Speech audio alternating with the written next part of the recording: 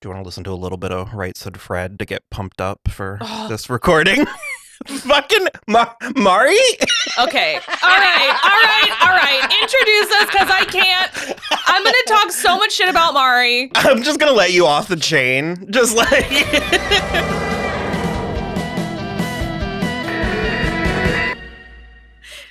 Hello, everybody. I'm Will. And I'm Kristen. And this is So I'm Watching Yellowjackets Season 3, Episode 3. Them's the breaks. This episode was wild. I loved it. It was nuts. I loved it. Okay. Do you have a start? I wrote down anything that I wanted to talk about, so if we don't hit it organically at the end, I'm just going to like point by point. Perfect. First of all, I absolutely loved the cold open with Mari and Coach.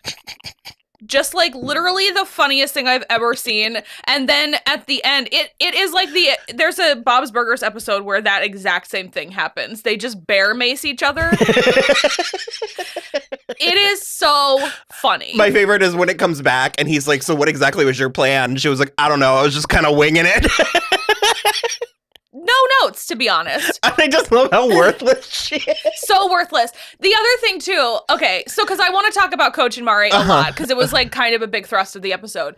So he's got her down there because he doesn't want her to go back to the rest of them. They think he's like dead. Well, most of them think he's dead, but they also all think that he started the fire in the Nat doesn't think he's dead because she kind of knows that he found that cave. Well, she definitely knows because he told her. Mm-hmm. And she's kind of trying to keep... She's trying to protect him up until this episode. Yeah. And then she kind of can't anymore. So Mari is like, on the one hand, I was like, okay, solid gambit. She's trying to like personalize herself with him and like offering sexual favors, like let's warm up, like all of this, you know, whatever. And he's like, Jesus Christ, Mari, I am gay. And if I weren't, I'd rather die. It was very Anna Faris and Just Friends. Yes. Like she was coming at it with a Darla energy. That's the thing. Okay, so we talked about it a little bit last week. She's gorgeous. The actress is gorgeous. It's great. And I have mostly... She's kind of been in the background a lot until like the end of last season and now. Well, the other thing is, it's like you and me specifically are very fond of Melanie Lynskey, and then you specifically really like took to Shauna as a character. Yeah. She's very interesting and compelling in a way, and we've said almost every week that it's like you don't get a lot of female characters like that. Yeah. She's interesting in a way that a lot of male characters and anti-heroes are. And so Mari has largely been positioned as like an antagonist or like clashing with Shauna. Yeah. So that's another reason why. Yeah. And so for me, I think what's interesting about these first 3 episodes of this season is that like I feel like Mari's getting, what's the actress's name? Alexa Barajas. She is getting so like the scene where she's trying to like alluringly come on to Coach Scott. I was laughing. Oh, because it's like you can see what she's doing from like a kidnapping standpoint. But again, it reminds me of Jackie because I'm like, even if Coach Scott weren't gay, you are playing by rules that don't exist in your current reality. So he lets you go. You're still in the middle of literally nowhere with an injured knee. Like, you know, it was so funny to me. The heavy lifting that like she and Akilah and seemingly going to be Melissa are taking on. Yeah. I haven't seen something like that. I'm about to make a wild comparison, but it's sort of like since Heather Morris and Naya Rivera on Glee, where they were kind of cast as like day players, but then they realized halfway through that they had these like mines of material that they could really, and that's just, it's really fun and funny and exciting watching or getting the opportunity to discover these characters that have been there since the beginning. Yeah. But we like, and I'm going to make several comparisons, and frankly, this show is begging for comparisons to Lost. Yeah. But it's like, it's something that Lost attempted and biffed hard. Razzle dazzle!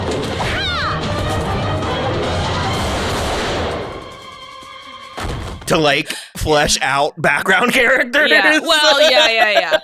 I thought you were gonna say with like the tailies, but it was like mostly the Yeah, but they were like done with almost all of them. Yeah, but it's mostly the like Nikki and Paolo stuff. Yeah.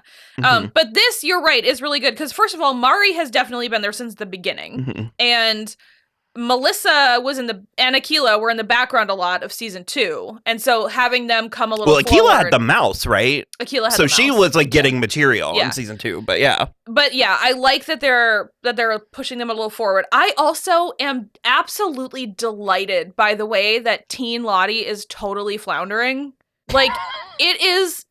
I mean... It's so... Adult Lottie is... No, but because I love how it's carrying over, because there's been moments in the past and the present where Lottie has seemed like the only one in control of the situation, but it's like now that the wilderness has left her or whatever, she's just like trying to get everyone to drink mushrooms. And Travis is like, I can't fucking do this anymore. And Akilah is like, I actually don't buy your nonsense. So like, no. And I just love that she's then just left there like, well, who else is going to do it, basically? And I think that that's fascinating, because then in the present, she's like trying really hard to get Callie to like indoctrinate Callie kind of, and it's kind of working. But Shauna is so anti-it that like, I mean, I don't know.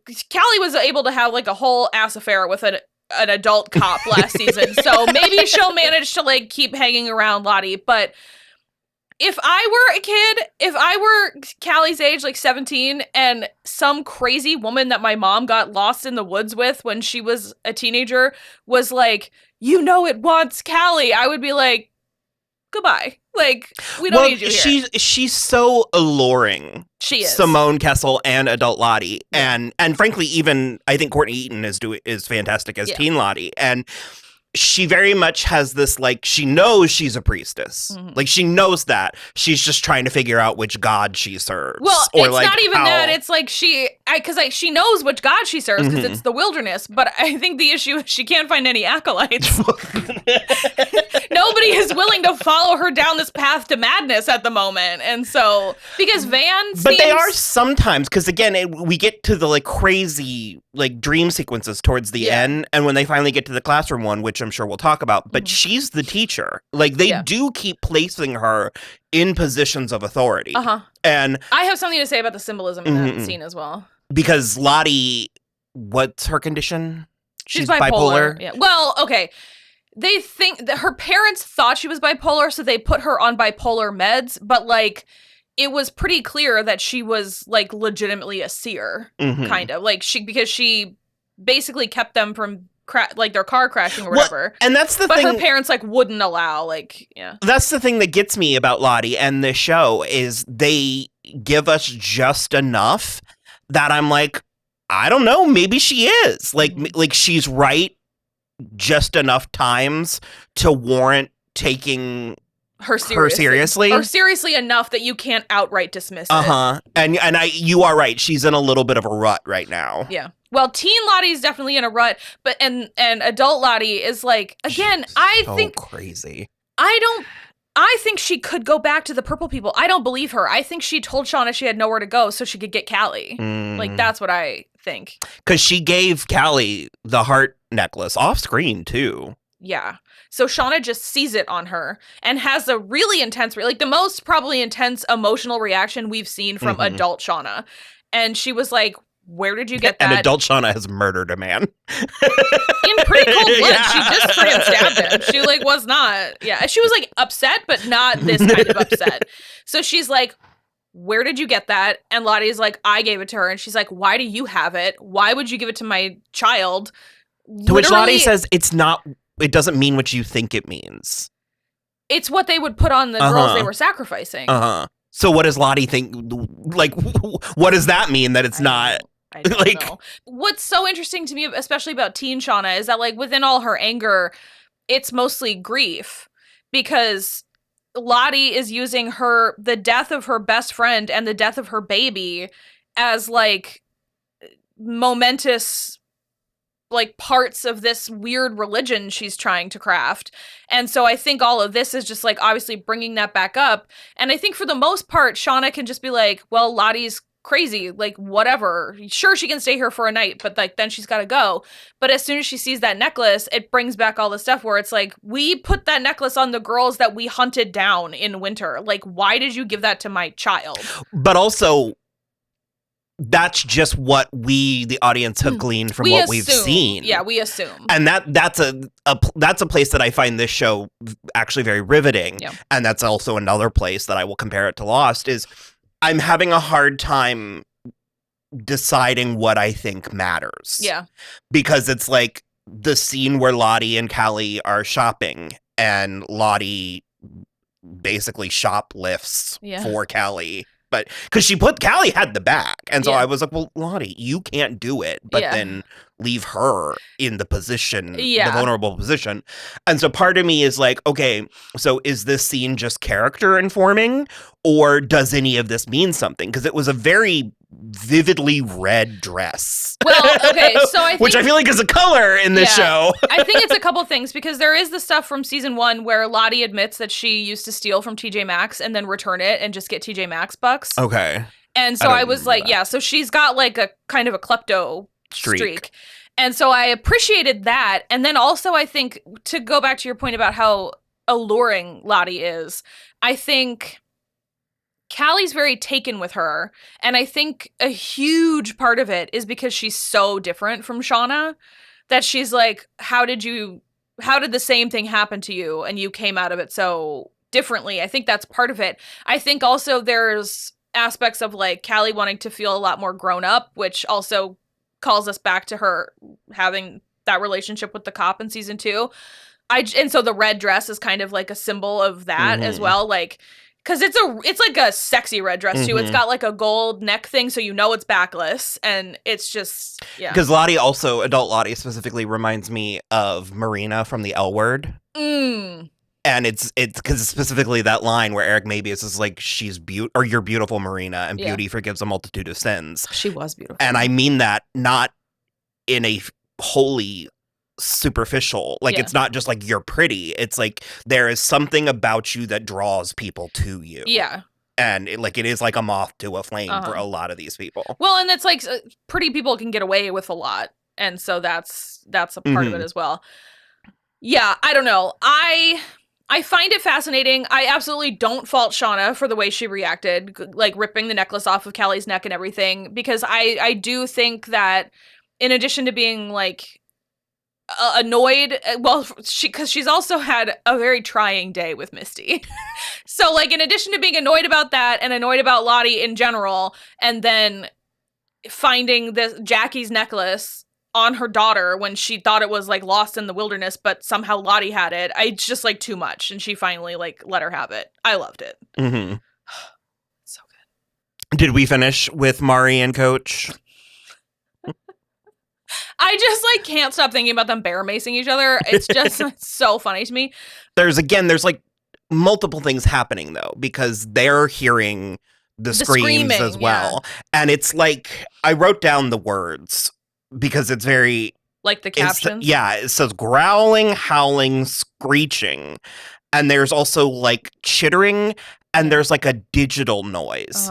And it also happened again. That's the lostiest thing that's happening. Yeah. It also happened, not exactly the same, but one of the times when, and I think it's happened several times on the show, when Mari and Coach were talking, where I could hear the we'll go with score got very strange and digital. And it's the type of thing where I'm like, am I doing too much? Or is that supposed to mean something? Yeah. And it's specifically the fact that it sounded mechanical that I'm like, is this just atmosphere? Or are we supposed to be subconsciously picking up on something? I'm not sure. Yeah, interesting. And again, with the Lost comparison, because we also had Make Your Own Kind of Music. Yeah. In this episode, and I'm like, that is pretty. I don't think that's coincidental. No, I mean, you have to know you're doing so. that. I actually like that song is a little bit ruined from the Emma Stone because of the SNL. Like you, it's time to fight back. I grab a shotgun. but you got to burn your own kind of music. And Chloe skit. Trost. It was so Chloe good. Trost was so good. So good. I have no idea why they didn't bring her back. Yeah. She had like 5 standout skits, but if you haven't seen it, It's look up that so, skit. I would say put a clip in, but then we'll surely get a copyright strike. So Oh. I don't. Stab! So funny. But yeah, so they're down there. They're eating bats, which sounds terrible, especially because Coach says it tastes like a chicken ate a demon or something, which is so funny. I also love, like, so he's gonna let Mari go, and she attacks him anyways, and she gets back to camp, and I mean, she's not even there for 5 minutes before she's just completely fallen, like, spilled the beans. I swear, that's where I was like, come through, Mari, like, and then no, she just was like, I could probably get back there. But part of me was like, I mean, even if you're gonna tell them, give it a like minute, like hold on to it for a day or two. And she's like you're a little traumatized. And she's like, oh, I was in like a 20, and once she said 20-foot pit, I was like, yeah, because they're like, how'd you get out? Yeah. I also love, I saw something on Tumblr this morning, and it was like Mari being the girl in the pit, or like she's not beating the girl in the pit rumors, like, but also like, bitch, you got in there twice? Like, what the hell? Melissa, I'm at a point where I'm starting to get suspicious of her. She just, where I'm almost like, have we seen her talk to anybody else? Like, is something? Well, yeah. I know, I'm kidding, but she just keeps. This is like the 3rd or 4th time in a row that she's just sort of like hovered in from the periphery to Shauna. And Shauna was a little bit like, are you going to be weird or what? What are we doing here? Because Shauna seems to be making no bones about the kissing. Like, she's just sort of like, are you just going to be a weirdo, or like, are you going to come sit or whatever? Everybody's pretty sure that that's who Hilary Swank is going to be. And so I'm excited for us to finally get her in the present day, because that's the other part of this episode's Shauna story, is that she calls and sets up like, or Misty calls her and sets up like a meeting to talk about what happened. Misty's still feeling left out, so she's just trying to facilitate reasons to like be in cahoots. Yeah. Here's the thing. Misty is Millie from Bob's Burgers. None of them like her, but you have to keep her happy, or she's gonna kill you with fentanyl. And like, I feel like none of that, that's the thing, that's the part especially where I'm like, none of them, it's not possible any of them know that she broke the transponder or whatever. The black box. Yeah, because they're not scared enough of her. Mm-hmm.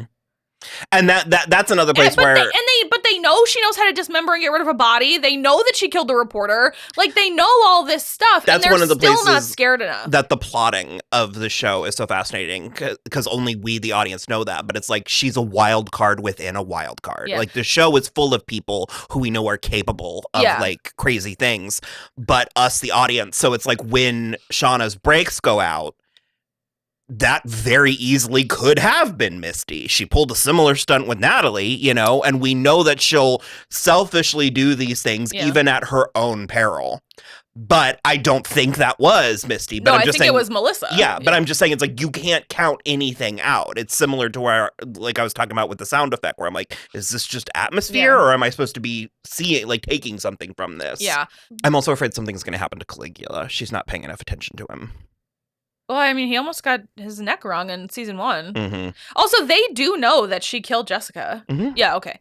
Yeah, so basically... And I agree, they're not scared enough. They're not scared enough of her, especially now that Natalie's dead, because Natalie was kind of Misty's true north, and, like, Natalie's gone now, and you guys are paying her dust, so...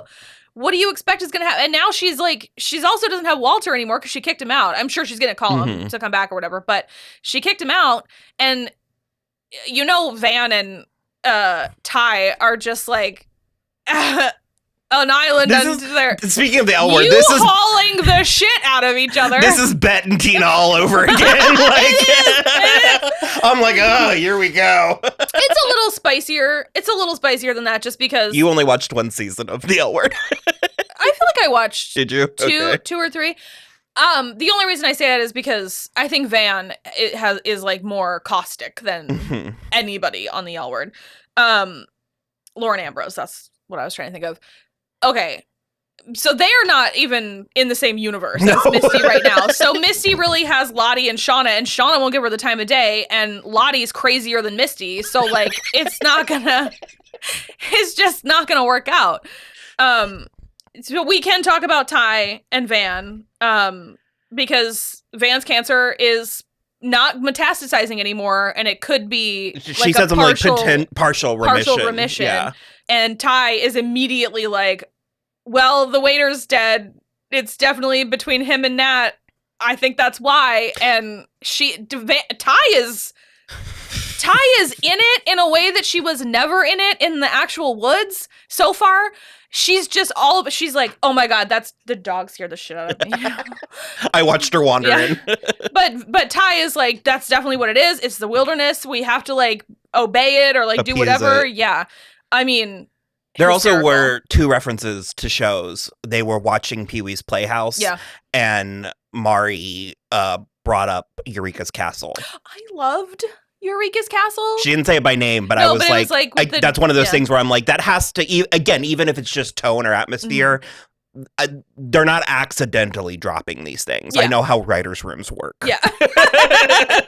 Yeah, so it was, I thought I which Eureka's Castle had a science element to it. Like, it was Sometimes. magic and science. Yeah. So, I loved that. And then they saw the man with no eyes. Which... To sell ice cream? Yeah. What the shit? I'll be the first to dismiss this if that's what need be. But local ice cream commercials didn't have that level of CG effects. Production values in the early 80s. 90s. Yeah. And so again, I'll be the first one to let it go. But shows like this, I'm like, you got to be on it. Yeah. And I'm like, I did appreciate that Ty was like, are you seeing this? You're seeing this too. And Van was like, yeah, absolutely. But then Ty was immediately like, let's get in the car and go. And they like went over and broke in, and they saw like a fox eating a rabbit. Yeah, which was very symbolic. Mm-hmm. I feel like they made it to the cave. Yeah, so the girls all go. Well, Shauna is like leading the charge, which I do and don't like. I mostly like it. I think they're all really bloodthirsty for Coach, because it's also very clear that they're not going to take his word for it that he didn't burn down the cabin. So I don't know. Which Van's vision was a fire in the cabin. Yeah. And there's been a lot of fire connected to Van. Well, is what I'm going to say. I don't think Van, so I've seen some like theories online. I don't think Van did it. I think Ty did it while she was sleepwalking. Because I think and now I'm not remembering 100%, I don't think she was sleeping up in the attic with Shauna when the fire started. Because Shauna like smelled the smoke and the fire and like woke everybody up and got them to go. I don't think Ty was sleeping up there. Okay. But I don't fully remember, yeah, so I don't remember. Let us know. But yeah, they are going through this cave system, and they start... do you want to be descented? Because this is how you get descented. Right? I was worried for a minute, and then as soon as like they both disappeared from either side of Van, I was like, oh, there's like a toxic like vapor down there. Which I remember bringing that up last year, where I was like, because I compared it to the Oracle at Delphi. I was like, there's like vents and gases that can do this to you. And so they like have crazy visions. Like I said, Van's she was sitting in the cabin like gazing into the flames, into the fire, and then the cabin caught fire and arms tried to like hold her in, and then she ran out. And then Akila's was a like petting zoo, like a petting farm in the middle of the woods, beautiful woods. Like they were very summer and very idyllic. It's sort of like where they have put their stuff now. But the greens were greener. Yeah. Like it was it's a dream. Yeah. And then there was a talking llama that was telling her, and again the caption said llama. Yeah. And it was like, it's gonna get what it wants either way. Yeah. Shauna dreamed about her baby. Yeah, she was like swimming. And she couldn't get closer. Yeah. And then they seem to all three be having the same vision in the classroom. I have some terrible news. I think Akila's next. Why? Because the bracelet cut her. But it also like strangled Shauna. That's a different thing. Okay. It didn't cut Van. It cut Akila. Okay.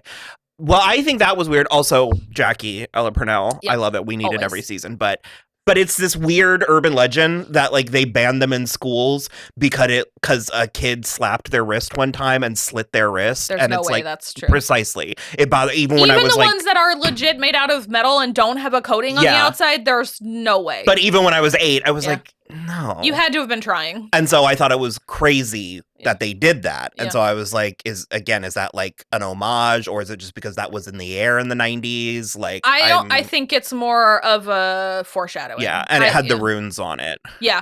I think because Jackie's doing it and it doesn't hurt her, and she gives it to Van and it doesn't hurt her, and then Akila's like, can I try? And it slices her arm pretty bad, and Jackie goes, yeah, sometimes it does that. Yeah. I think Akila's maybe not next, but I don't think she's making it out of this season. And that is another thing that I do find interesting and enjoyable about the show is they haven't, like, the content of the present day stories are so insular that we don't know how many people have come out. Yeah. Or did they give us a number? I don't think they did. Okay. I don't think we've had a hard and fast number, because for a while we thought it was just the 4 of them, and then we found out about Lottie, and then we found out about Van, and then now we know about Melissa. We know about Melissa. We know about suspect. Melissa. Yeah. So it's like we do keep, which I don't No, hate I don't at have a all. problem with that I at like all. that we keep expanding it. Because also that is sort of part of the nature of the show that we got in season 1, because Shauna was so mad at Ty for becoming famous, like running for state senate and everything. It's like we were supposed to part ways and never speak again and live a quiet life. And like Shauna's the only one who actually, I think Misty kind of is, but it's like before She's crazy though. she's crazy, but she is just a nurse in a hospice. Well, because even before Jessica, they were like, "You've done this before." Well, yeah, but and her citizen detectiving, but she's not being loud about Sure. it. Is the thing. I wanted you to say, because you said it to me off camera when we were talking like last week. You were talking about Shauna. Yeah, I wanted to say it last week, but I forgot, because we were specifically talking about how she like screwed up with the guys that Jeff was trying to get into business with. And I was like, the reason, in my opinion, that Shauna is acting out is because she is the only one that followed through on what they said. Like, Lottie has a cult. Like you said, Misty is citizen detecting all over the place, even though she's being quiet about it. Natalie was in and out of rehab. Van was doing it too. She was just like running a little queer video store. But Ty was running for state senate. We don't know what Melissa's been up to, but I don't know, maybe something. But also, you like specifically hit that Shauna had a lot of potential. The reason that she is acting out the way she is because she's the only one that followed through on this plan, and in doing so, she was not able to live up to the potential that she had as a girl. She didn't go to Brown. She got married to Jeff super young. They had Callie pretty young. Callie's 17. So like, you know, what, like 6 years after they got, not even after they left, after they like, disappeared. Regardless, it's just really interesting to me. So she's like coping by like acting out. Especially, I think she would have carried on being just a housewife if Natalie and Misty and Ty hadn't like come back into her life and this stuff hadn't started happening again. I think she would have had that affair with Adam, and then she would have ended it because she felt guilty, and she would have just carried on being Jeff's wife and Callie's mom, and that's it. But I do think that's like the big impetus, is that she is the only one who didn't actually fulfill any of her potential, because that was the agreement they made, and she's the only one that stuck to it, which I find fascinating. I wish I could have gotten into Brown. So yeah, the episode did end with Coach saving the girls and admitting. We also forgot to mention last week that he was like talking to someone off camera. Someone or something. Which, I mean, and again, that's the kind of thing that it's like, I don't know, if you're like by yourself for months, you can kind of get a little kooky. Like, yeah, we've all seen Castaway. Yeah. We know how to anthropomorphize things. But still, I feel like it deserves mentioning. Yeah, agreed. So he saves them, and then they arrest him. They like take him. Yeah, Natalie, because Natalie has the gun, and she just is like, sorry, Coach, you have to come with us. And I'm interested, because I don't think they're going to believe him, especially because he captured Mari, basically. I loved So, it. I thought it was good. Yeah, Yeah. a good episode. Interesting. Curious to see where we're going. Yeah. So. Bye.